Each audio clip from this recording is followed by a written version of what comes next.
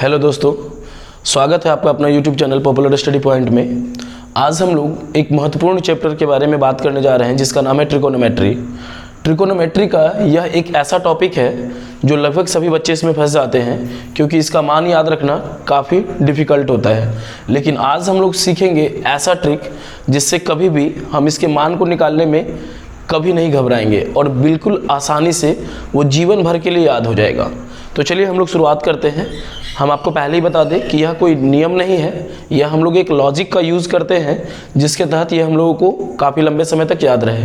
तो देखिए हम लोग क्या करते हैं, याद रखने के लिए ऐसा हम लोग कर रहे हैं। ये कितने डिग्री इससे शुरू हो रहा है? 0 डिग्री से। तो हम लोग 0 से शुरुआत कर देते हैं। 0, 1, 2, 3 और ये रहा 4। अब हम लोग क्या करेंगे, इसी संख्या को फिर दोबारा नीचे लिखेंगे। ये देखिए 0, 1, 2, 3 और ये रहा 4। लिखने के बाद जो हाईएस्ट अंक होगा, हाईएस्ट अंक कितना है? तो 4 है। इन सभी को 4 से ही भागा करेंगे, सभी को 4 से भागा करेंगे। ये देखिए सभी को 4 से हमने भागा कर दिया। अब इन सभी पे हम लोग रूट डालेंगे, इन सभी पे रूट डालेंगे। अब देखिए क्या करना है, तो 0 को 4 से भागा करेंगे तो 0 हो जाएगा और 0 का रूट क्या होगा? तो 0 हो जाएगा।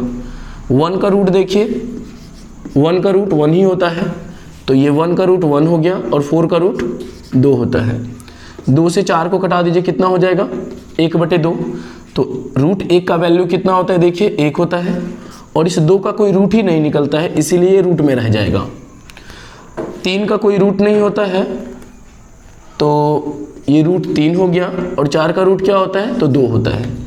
ये 4 कट गया कितने बार में? एक बार में। तो रूट 1 का वैल्यू कितना होता है? 1 होता है, तो ये मैंने 1 लिख दिया। इस तरह से आप साइन 0 डिग्री का, 30 डिग्री का, 45 डिग्री का, 60 डिग्री का, 90 डिग्री का निकाल लिया। अब बिल्कुल आसान है कॉस का मान निकालना, केवल पीछे वाले इस पूरे वैल्यू को पीछे से लिख देना है। ये 1 हो गया, ये √3/2 हो गया, ये 1/√2 बीच में है तो ये बीच में जैसे का वैसे रह गया, ये 1/2 हो गया और ये 0 हो गया। ठीक है। अब जब हम लोग tan का वैल्यू निकालेंगे तो हम सभी जानते हैं कि tan थीटा बराबर होता है sin theta by cos theta. tan theta बराबर होता है sin theta by cos theta. मतलब यह है कि इस दोनों वैल्यू को बटे में लिख देना है। मतलब 0/1, देखिए यहाँ पे 0/1 क्या होता है? 0 होता है, तो यहाँ पे हम लोग क्या लिख देंगे? 0। ठीक है। देखिए tan थीटा बराबर क्या होता है? sin by cos। मतलब इसका उल्टा कर देना है। ये देखिए 0 और 1 को डिवाइड करेंगे तो यहाँ पे देखिए 0 और 1 को डिवाइड करते हैं तो क्या होता है? आंसर 0 होता है। हमेशा याद रखना, जब 1 को हम लोग 0 से डिवाइड करते हैं तो वो अपरिभाषित हो जाता है। तो यहाँ पे देखिए 0 और 1, सपोज कर लीजिए कि ये जो लाइन है ये बटे में दिया हुआ है, तो 0/1 क्या हो जाएगा? 0 हो जाएगा। ये देखिए 0/1 क्या होगा? 0 हो जाएगा। अब देखिए क्या करते हैं हम लोग, सबसे आसान तरीका, पहले हम आपको इधर एक्सप्लेन कर देते हैं इन चीज़ों को। ये जो इसको जब हम लोग डिवाइड करेंगे तो ये 1/2 है और ये जब डिवाइड होगा तो नीचे वाला कहाँ चला जाएगा? ऊपर, और ऊपर वाला चला आएगा नीचे। ये कट जाएगा, फाइनली आएगा 1/√3। अब हम लोग क्या करेंगे, इसको कोई जरूरी नहीं बार बार इस तरह का कैलकुलेशन करने का। करेंगे क्या, दोनों के बेस को डिवाइड कर देंगे, मतलब काट देंगे। तो ये 2 कट जाएगा, ऊपर क्या बच गया? 1 और नीचे क्या बच गया? √3। ये इसका आंसर हो गया।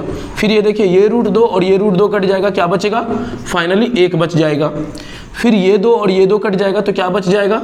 √3 बच जाएगा। अब देखिए 1/0, 1/0 क्या होता है? अपरिभाषित। तो आप लिख दीजिए। अब देखिए जैसे ही आप ये 3 का वैल्यू निकाल लेंगे तो ये 3 का वैल्यू निकालना बिल्कुल आसान हो जाएगा। साइन का उल्टा कॉसेक होता है, कॉस का उल्टा सेक होता है और tan का उल्टा कॉट होता है। चलिए अब हम लोग समझते हैं। कॉसेक थीटा है, किसका उल्टा होता है? साइन का उल्टा होता है। हम सभी जानते हैं यहाँ साइन 0 है, 0 के नीचे कुछ नहीं तो क्या है? 1 है। तो 0 के नीचे कुछ भी नहीं तो 1 है, तो इसका वैल्यू क्या होता है? 0 होता है। क्या होता है? 0 होता है। लेकिन हम लोग क्या बोले, इसको पलट देना है। क्या कर देना है? पलट देना है। तो 0/1 है, 0 क्या है? 1 है। इसको जब पलटेंगे तो ये क्या हो जाएगा? 1/0। मतलब ये क्या? इन्फिनिटी। क्या हो जाएगा? ये इन्फिनिटी। अब ये देखिए ये 1/2 है, जब इसको पलट देंगे तो क्या हो जाएगा? 2 हो जाएगा। अब ये देखिए ये √2 1/√2 है, जब इसको पलट देंगे तो क्या होगा √2/1, लेकिन हम लोग बटे में 1 कभी नहीं लिखते हैं तो इसीलिए ये नहीं होगा, इसको हटा देंगे। चलिए कोई बात नहीं। ये देखिए ये √3/2 है, पलट देंगे तो ये क्या हो जाएगा 2/√3, कोई परेशानी नहीं। ये 1/1 लिखिए या ना लिखिए, 1 का हमेशा उल्टा 1 ही होता है। अब हम लोग आते हैं sec थीटा में। sec किसका विपरीत होता है? तो cos का विपरीत होता है। चलिए हम लोग देखते हैं, तो 1 का उल्टा क्या हो जाएगा? 1 ही होगा। चलिए कोई बात नहीं है। अब हम लोग आइए √3/2 है, इसको पलट देंगे तो ये हो जाएगा 2/√3। ये 1/√2 है, पलट देंगे तो क्या हो जाएगा √2 हो जाएगा।